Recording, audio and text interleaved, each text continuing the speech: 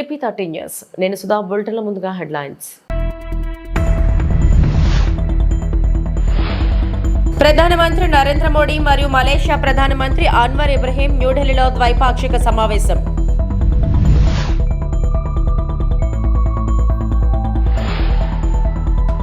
సోమశిల ప్రాజెక్టును పరిశీలించిన ముఖ్యమంత్రి నారా చంద్రబాబు నాయుడు.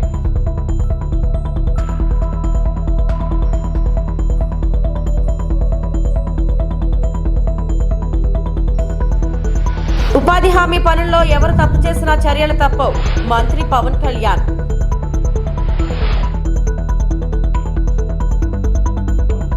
ప్రధానమంత్రి నరేంద్ర మోడీ మరియు మలేషియా ప్రధానమంత్రి అన్వర్ ఇబ్రహీం న్యూఢిల్లీలో ద్వైపాక్షిక సమావేశం నిర్వహించారు. భారతదేశం మలేషియా మధ్య సంబంధాలను మరింతగా బలోపేతం చేయడంలో వివిధ అంశాలపై వారు చర్చించారు.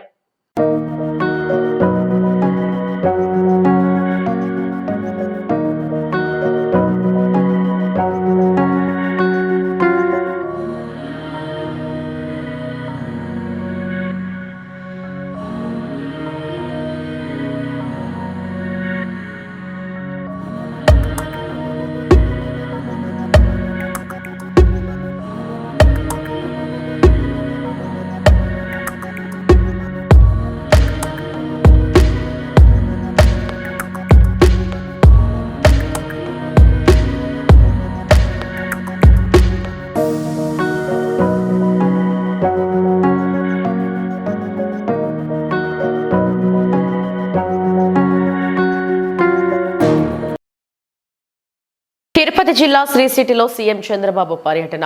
శ్రీ సిటీలో వివిధ ప్రాజెక్టులకు శంకుస్థాపనలో ప్రారంభోత్సవాలు.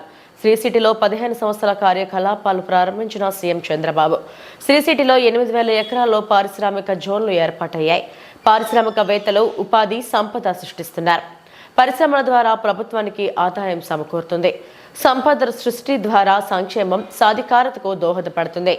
1991లో దేశంలో ఆర్థిక సంస్కరణలు మొదలయ్యాయి. పెట్టుబడులు రాబట్టేందుకు పలు దేశాల్లో పర్యటించాను.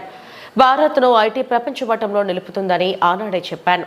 గతంలో పీపీపీ విధానంలో హైటెక్ సిటీ చేపట్టాను. ప్రపంచంలో ఏ దేశానికి వెళ్లినా భారతీయులు కనపడతారు. ప్రపంచంలో ప్రతి నలుగురు ఐటీ నిపుణుల్లో ఒక భారతీయుడు ఉంటారు. ప్రతి నలుగురు ఐటీ నిపుణుల్లో ఒక ఏపీ వ్యక్తి ఉంటారు.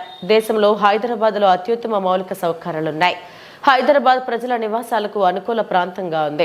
శ్రీ సిటీలో 8,000 ఎకరాల్లో ఏర్పాటైన పారిశ్రామిక జోన్లలో సెస్ డొమెస్టిక్ జోన్, ఫ్రీ ట్రేడ్ జోన్లు ఇక్కడ ఏర్పాటయ్యాయి. ఇక్కడ 220 కంపెనీల ఏర్పాటుకు అవకాశం ఉంది.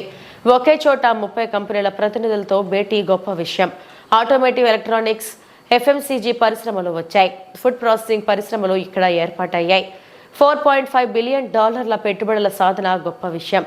$4 బిలియన్ ఎగుమతులు సాధించడం గొప్ప విషయం. పారిశ్రామికవేత్తలు ఉపాధి సంపద సృష్టిస్తున్నారు. పరిశ్రమల ద్వారా ప్రభుత్వానికి ఆదాయం సమకూరుతుందని సీఎం చంద్రబాబు పేర్కొన్నారు. Always I'm having so much of pleasure in interacting with industrialists. You are creating jobs, you are creating wealth. When you create wealth, automatically government will get more revenue. Thereby we can do better welfare, better empowerment. What all we have to serve the people at most efficiently, it will happen. Not now. That is my brand from the beginning. I am pro-investment in India. Economic reform started in 1991. I became Chief Minister in 1995 first time. This is the 4th time. Combined Andhra Pradesh, now Navya Andhra Pradesh. Even I am the first politician to visit different countries to attract investment. It may be America, it may be Japan, Europe, Singapore, so many countries for that matter. I strongly believe nowadays world has become a global village. From then and today, I am seeing the difference. When I started economic reforms in 1995, at that time I thought information technology is the right way to put Indians on global map. That is how with one high-tech city, I started construction with PPP model. Today, I am very happy, day by day development has taken place. If you go to any country today, Indians are inevitable. For any development, IT means Indian. For every 4 IT professionals in the world, one is Indian. Among Indians, out of 4, 1 is from Andhra Pradesh. That is the strength of Andhra Pradesh.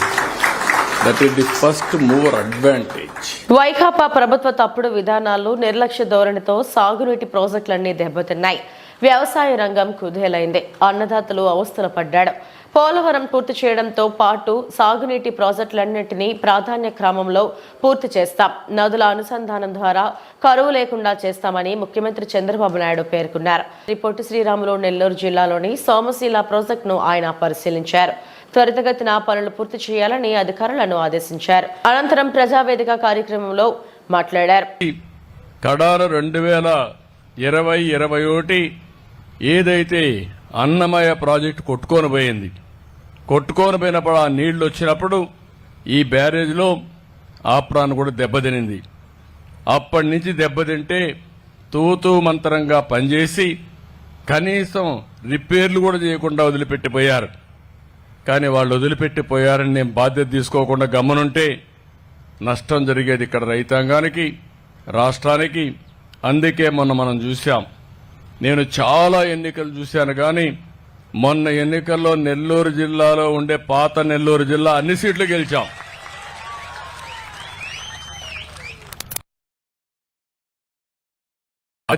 Telugu Desam party వచ్చినప్పటి నుంచి నేను చూశాను ఎన్నికలు.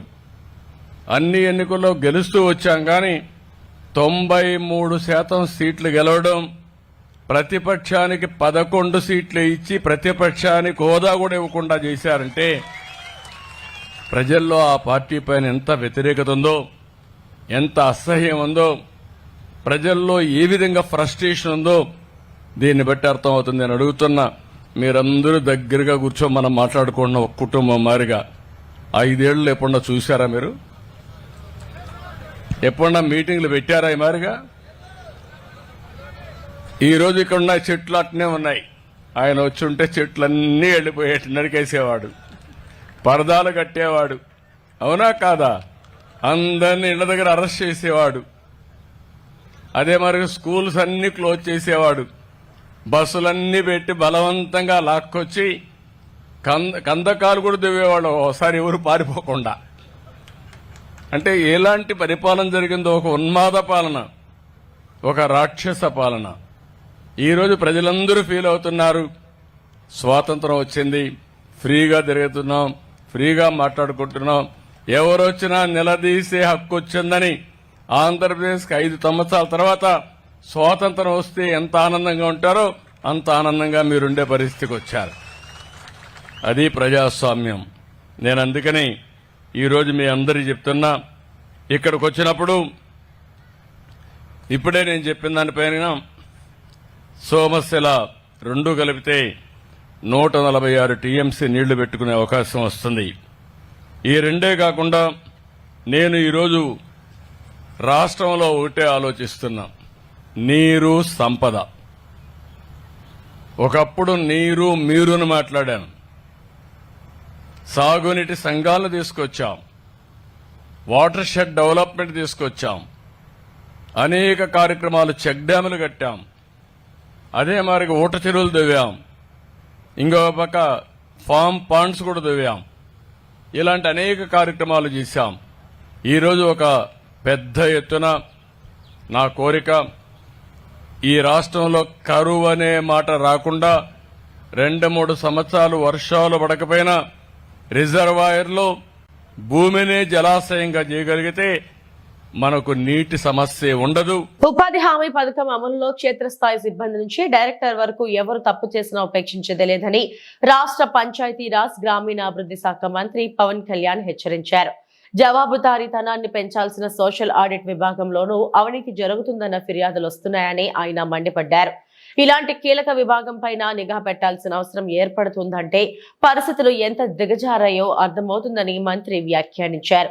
ఉపాధి పనులకు రాకపోయినా హాజరు వేయడం, పని చేయకుండా వేసినట్లుగా చూపడం, తక్కువ పని చేసి ఎక్కువ చేసినట్లుగా నమోదు చేయడం వంటి అవకతవకలు గమనించామని ఆయన పేర్కొన్నారు. ఉపాధి హామీ పథకం అమలుపై సచివాలయం నుంచి సోమవారం జిల్లా పరిషత్ సీఈఓలు, జిల్లా పంచాయతీ అధికారులు, జిల్లా జల యాజమాన్య సంస్థ పథక సంచాలకులు, ఎంపీడీఓలతో నిర్వహించిన వీడియో కాన్ఫరెన్స్ లో ఆయన మాట్లాడారు.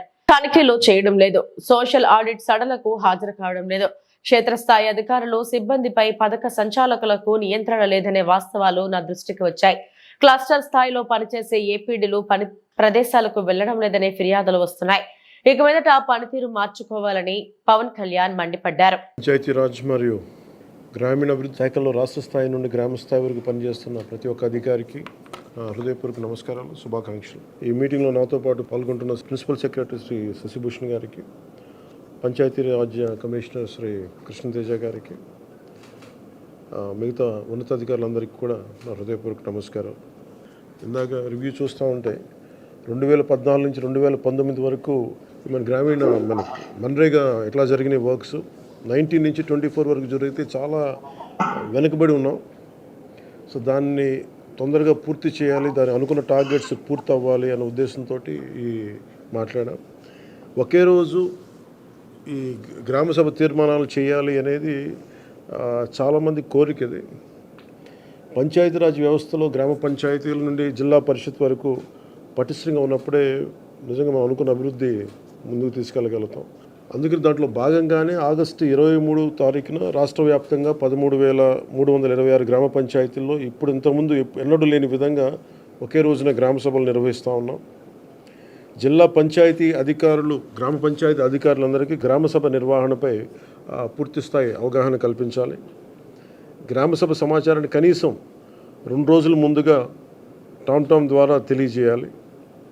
ఈ గ్రామ సభలు అర్థవంతంగా నిర్వహించాలంటే గ్రామస్తులు, ప్రజాప్రతినిధులు, అధికారులు అది మనస్ఫూర్తిగా పాల్గొంచుకోవాలని కోరుకుంటా ఉన్నాం. ఈ గ్రామ సభల్లో ఉపాధి హామీ పథకంలో ప్రతి కూలీ కుటుంబం సంవత్సరంలో 100 రోజులు పనిచేసే విధంగా అవగాహన కల్పించాలి. కూలీలకి ఉన్న హక్కులను తెలియజేయాలి. రైతులకు ఉపాధి హామీ పథకాన్ని సద్వినియోగం చేసుకోవడానికి సంబంధించిన పనుల వివరాలను గ్రామ సభల్లో ప్రతి ఒక్కరికి అర్థమయ్యే విధంగా తెలియజేయాలి. దాంట్లో ముఖ్య కీలకమైనవి మనకి దాదాపు 44 నుంచి 46 దాకా పనులు నిర్దేశింపబడ్డాయి. మీరు కొంచెం వివరంగా చూసి ఆ గ్రామాల్లో ప్రయారిటీని బట్టి ముందుకు తీసుకెళ్లాల్సి. ఫుడ్ పాయిజన్ తో విశాఖ KGH లో చికిత్స పొందుతున్న పిల్లలను ఏపీ హోంమంత్రి అనిత, ఎంపీ భరత్, ఎమ్మెల్యేలు పల్లా శ్రీనివాస్, విష్ణుకుమార్ రాజు పరామర్శించారు. 92 మంది పిల్లలు ఉండగా వారిలో 82 మందికి అస్వస్థతకు గురయ్యారని, 3 చనిపోయారని, KGH లో 14 మంది చికిత్స పొందుతున్నారని మంత్రి అనిత తెలిపారు. పిల్లలు అస్వస్థతకు గురైన వెంటనే వాళ్ళ పేరెంట్స్ ని పిలిపించి వాళ్ళని పంపిస్తారని వెల్లడించారు. అందరూ చాలా చిన్నపిల్లలని, ఈ ఘటన చాలా బాధాకరమని మంత్రి అనిత వాపోయారు. పిల్లలు అస్వస్థతకు గురైన వెంటనే ఆసుపత్రికి పంపించకుండా నిర్లక్ష్యంగా వ్యవహరించారని, దానివల్ల ఇంతటి ఘోరం జరిగిందని, పాస్టర్ కిరణ్ పై కేసు నమోదు చేసి అరెస్టు చేశామని మంత్రి అనిత తెలిపారు. ప్రభుత్వ పరంగా మృతి చెందిన పిల్లల కుటుంబాలకు 10 లక్షల చొప్పున ఎక్స్గ్రేషియా ప్రకటించామన్నారు. బయట ఫంక్షన్ నుండి తెచ్చిన ఆహారం తినడం వల్లే పిల్లలు అస్వస్థతకు గురయ్యారని ఆమె చెప్పారు. అసలు ఫుడ్ ఎవరు పంపారు, సమోసాలు ఎవరు తెచ్చారు అనే దానిపై విచారణ చేస్తున్నామన్నారు. మతపరమైన బోధనలు చేసి తల్లిదండ్రులను మోటివ్ చేసి ఇలాంటి చోటుకు తీసుకొస్తారని మండిపడ్డారు. ఇలాంటి హాస్టల్స్ రాష్ట్ర వ్యాప్తంగా ఎక్కడ ఉన్నా క్లోజ్ చేయాలన్నారు.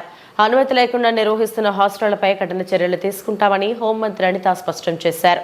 ఇప్పటికే విశాఖ జిల్లాలో అలాంటివి 2 ఉన్నట్లు గుర్తించామని, వెంటనే వాటిని మూసివేయించాలని కలెక్టర్లకు ఆదేశాలు జారీ చేశామని మంత్రి అనిత చెప్పారు.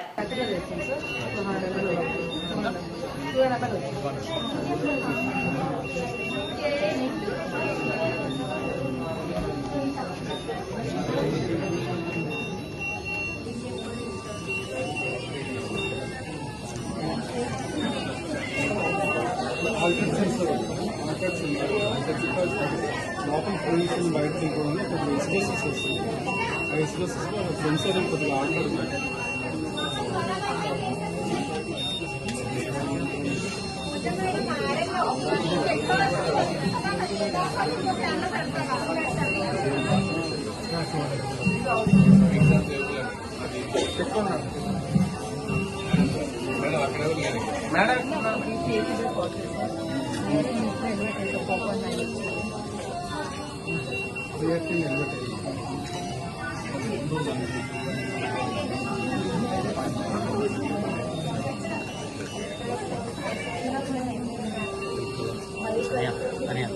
कुछ कलपुटी हमने कलपुटी ये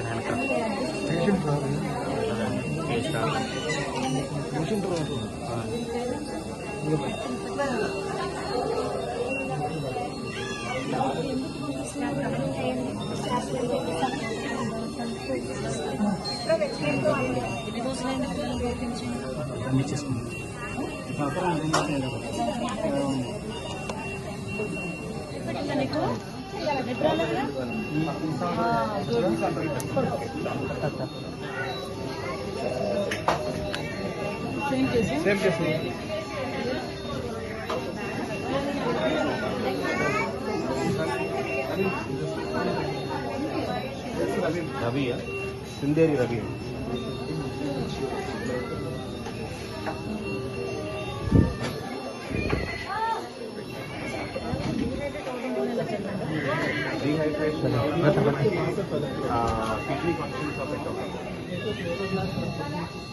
తూర్పుగోదావరి జిల్లా అన్నవరప్పాడు మంత్రి కందుల దుర్గేష్ అన్నవరప్పాడులో మృతుడు కుటుంబానికి జనసేన క్రియాశీల సభ్యత్వం 5 లక్షల చెక్కు అందజేత. పెరవలి మండలం అన్నవరప్పాడు గ్రామానికి చెందిన జనసేన పార్టీ కార్యకర్త సాపిరెడ్డి గౌతమ్ ఇటీవల ప్రమాదవశాత్తు మృతి చెందాడు. అన్నవరప్పాడు గ్రామ జనసేన పార్టీ అధ్యక్షుడు పోపు సూర్య నాగేశ్వరరావు ఆధ్వర్యంలో ఆ గ్రామానికి విచ్చేసిన రాష్ట్ర మంత్రి కందుల దుర్గేష్ మృతుని కుటుంబానికి మంజూరైన 5 లక్షల బీమా పరిహారం చెక్కును అందజేశారు. మృతుడు గౌతమ్ కుటుంబ సభ్యులతో మాట్లాడి ధైర్యం చెప్పారు. ఈ సందర్భంగా నిర్వహించిన విలేకరుల సమావేశంలో మంత్రి దుర్గేష్ మాట్లాడుతూ జన సైనికులకు అనుకోని విధంగా ప్రమాదాల బారిన పడి క్షతగాత్రులు మృతి చెందిన జన సైనికుల కుటుంబాలని ఆదుకోవడమే లక్ష్యంగా జనసేనాని పవన్ కళ్యాణ్ ఈ పథకం ప్రవేశపెట్టినట్టు చెప్పారు. ఎంతో మందికి ఇది ఉపయోగపడిందన్నారు. రాష్ట్రంలో ఇప్పటి వరకు సుమారుగా 10 లక్షల సభ్యత్వాలు నమోదయ్యాయని తెలిపారు. ఈ కార్యక్రమంలో జనసేన పెరవలి మండల అధ్యక్షుడు పిప్పర్ రవి, పొప్పపు నాగేశ్వరరావు, ఆకుల సుబ్బారాయుడు, బొలిశెట్టి ప్రసాద్ పాల్గొన్నారు. పవన్ కళ్యాణ్ గారు పంపిస్తే నేను రావడం జరిగింది. ఈ కార్యక్రమాన్ని చాలా ఉన్నతంగా తీర్చిదిద్దారు, రూపకల్పన చేశారు. కారణం ఏంటంటే పవన్ కళ్యాణ్ గారి సమావేశాలకు కానీ బహిరంగ సభలకు కానీ పెద్ద ఎత్తున జనం రావటం, మీటింగుల్లో పార్టిసిపేట్ చేయడం జరుగుతూ ఉంటుంది. తిరిగి వెళ్ళేటప్పుడు ఎన్ని జాగ్రత్తలు తీసుకున్నా కూడా కొన్ని ప్రమాదాలు జరిగేటువంటి అవకాశం ఉంది. దాన్ని దృష్టిలో పెట్టుకుని 4 సంవత్సరాల క్రితం పవన్ కళ్యాణ్ గారు ఇన్సూరెన్స్ కంపెనీ వారితో మాట్లాడి తాను కూడా కొంత డబ్బు దానికి జమ చేసి క్రియాశీలక సభ్యత్వం 500 రూపాయల సభ్యత్వాన్ని తీసుకుంటే సంవత్సరం మొత్తం కూడా ఏ చిన్న ప్రమాదం జరిగినా, పెద్ద ప్రమాదం జరిగినా, మామూలు చిన్న ప్రమాదాలు అయితే 50,000, 70,000 అలాగా, పెద్ద ప్రమాదం జరిగితే 5 లక్షల రూపాయలు ఇచ్చేలాగా ఒక కార్యక్రమాన్ని ఏర్పాటు చేసి కార్యకర్తలకి రక్షణగా నిలబడినటువంటి కార్యక్రమంగా దీన్ని తయారు చేయడం జరిగింది. ఇప్పటికే ఉమ్మడి తూర్పుగోదావరి జిల్లాలో కానీ, ఉమ్మడి పశ్చిమ గోదావరి జిల్లాలో కానీ అనేక మంది ప్రమాదాల బారిన పడినటువంటి క్రియాశీలక సభ్యులకి ఈ చెక్కులు ఇవ్వడం జరిగింది. అందువల్ల ఇవాళ దాదాపు ప్రతి గ్రామంలో కూడా క్రియాశీలక సభ్యత్వం తీసుకునే వాళ్ళు సంవత్సరం పశ్చిమ గోదావరి జిల్లా నర్సాపురం మండలం సీతారాంపురం సౌత్ గ్రామంలోని జడ్పీ హై స్కూల్లో మధ్యాహ్న భోజన పథకాన్ని ఎమ్మెల్యే బొమ్మిడి నాయకర్ ఆకస్మికంగా తనిఖీ చేశారు. ఈ స్కూల్లో మెను ప్రకారం విద్యార్థులకు భోజనం పెట్టడం లేదన్న ఫిర్యాదులతో స్పందించిన ఎమ్మెల్యే స్కూలుకు విచ్చేసి వండిన వంటలను పరిశీలించి విద్యార్థులతో కలిసి భోజనం చేశారు. అనంతరం మీడియాతో మాట్లాడుతూ ప్రతి ప్రభుత్వ పాఠశాలలో చదువుతో పాటు ప్రభుత్వం అందించే భోజన పథకాన్ని పటిష్టంగా అమలు చేయాలన్నారు. లేని పక్షంలో చర్యలు తప్పవని హెచ్చరించారు. స్కూల్లో నెలకొన్న సమస్యలను పరిష్కరిస్తానని హామీ ఇచ్చారు.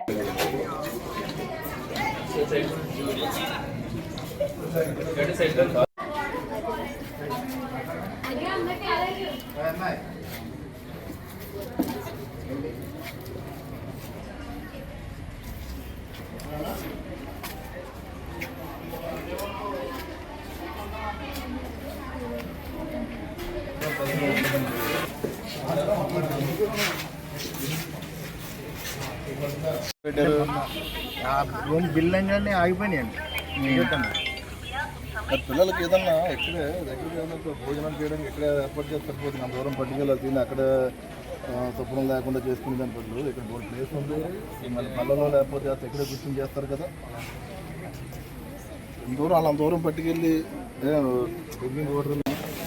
మరి ఈ రోజున నర్సాపురం మండలం సీతారాపురం సౌత్ గ్రామంలో ఉన్నటువంటి అల్లూరి సీతారామరాజు జిల్లా పరిషత్ స్కూల్కి మరి ఇక్కడ మేము రావడం జరిగింది. అంటే ఈ స్కూల్లో పిల్లలు ఏ రకంగా ఉంటున్నారు, వాళ్ళ ప్రభుత్వం ఏ రకంగా కానీ ఇక్కడ స్టాఫ్ కానీ వాళ్ళందరినీ ఏ రకంగా చూసుకున్నారన్న దాని మీద నేను ఇక్కడ వచ్చి ఇక్కడ అంతా చూడడం జరిగింది. ప్రత్యేకంగా ఏంటంటే నా దృష్టికి కూడా ఇక్కడ భోజనాలు సరిగ్గా భోజనం ఏదైతే ప్రభుత్వం ఇస్తుందో మధ్యాహ్న భోజన పథకం అది సరిగ్గా లేదని చెప్పడం, దాన్ని దృష్టిలో పెట్టుకుని ఇక్కడ రావడం.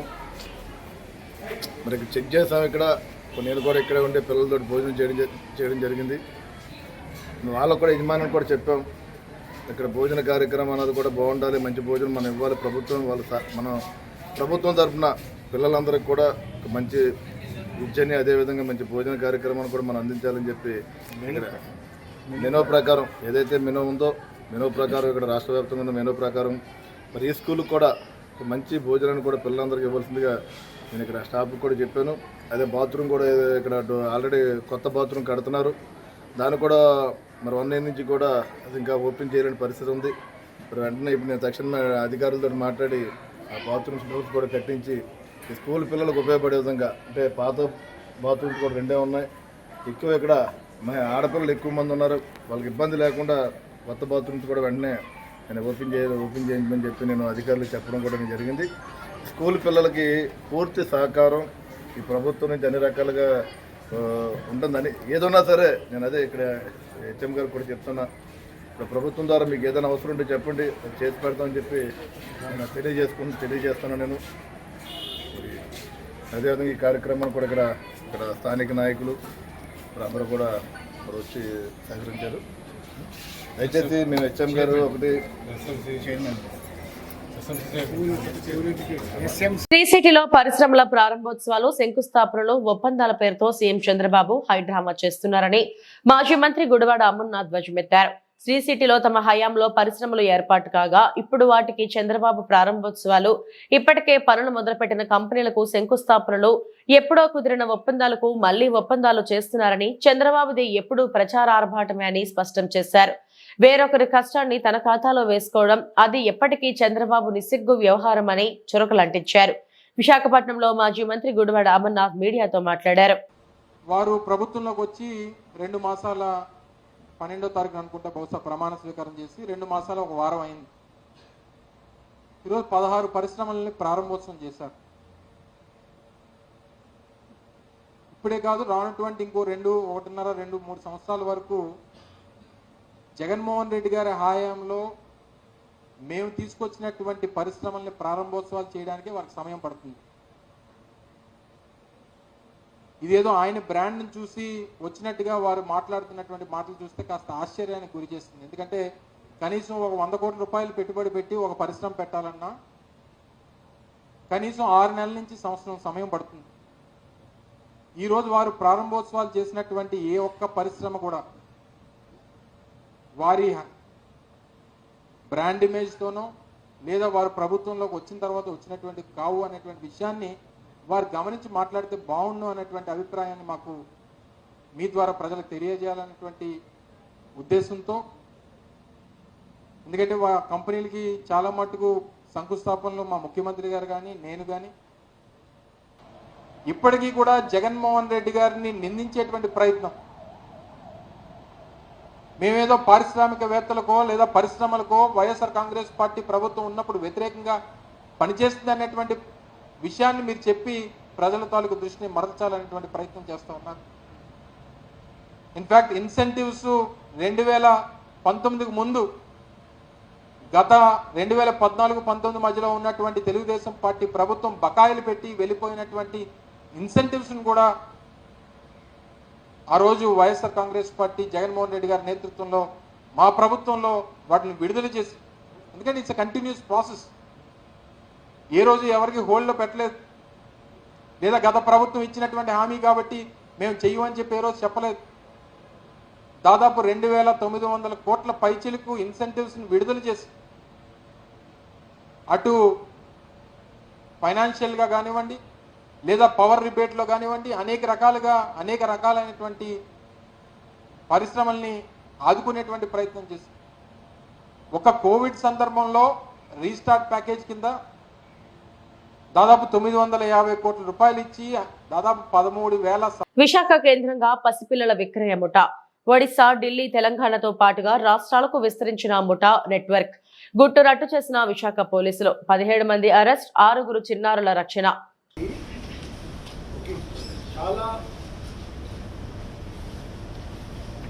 చాలా పెద్ద ర్యాకెట్ అది అన్రెవెల్ చేయడం జరిగింది. టాస్క్ ఫోర్స్,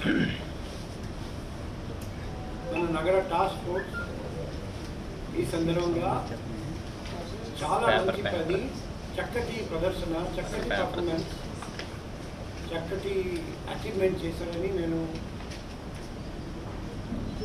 వాళ్లకు అభినందిస్తున్నా. కానీ ఇంకా లోతు వరకు వెళ్ళాలి, ఇంకా చాలామంది పసిపిల్లల్ని రెస్క్యూ చేయాలి, ఇంకా చాలామంది ముద్దాయిలను అరెస్ట్ చేయాలి, ఇంకా చాలా రాష్ట్రానికి వెళ్ళాలి. సో మన పని కంటిన్యూ అవుతుంది. ఇది ఎంతవరకు ప్రోగ్రెస్ జరిగింది తెలియజేయడానికి ఈరోజు మనం కలుస్తున్నాము. ఫర్దర్ ప్రోగ్రెస్ జరిగిన తర్వాత ఫర్దర్ మీకు తెలియజేస్తాం. ఈ సందర్భంగా ఇంకొకటి చెప్పాలంటే, నేను రాగానే ఈ పసిపిల్లల్ని విక్రయించే ముఠా మన దేశంలో చాలా చోట్ల పనిచేస్తున్నారని మా మెడికల్ బ్యాక్గ్రౌండ్ నుండి నాకు తెలుసు. కాబట్టి రాగానే చర్య తీసుకున్నాము. మన జిల్లా కలెక్టర్ గారికి 80 హాస్పిటల్, హెల్త్ సెంటర్ ఎక్కడెక్కడ మన విశాఖపట్నం నగరంలో సరైన స్టెప్స్ తీసుకోవట్లేదు, అది రాస్తూ డిస్ట్రిక్ట్ కలెక్టర్ గారికి తగిన చర్య తీసుకోమని రిక్వెస్ట్ చేయడం జరిగింది. యాజ్ అడిషనల్ డిస్ట్రిక్ట్ మ్యాజిస్ట్రేట్ మేము కూడా అన్ని. ఈ బులెటిన్ ఇంతటితో సమాప్తం. నమస్తే.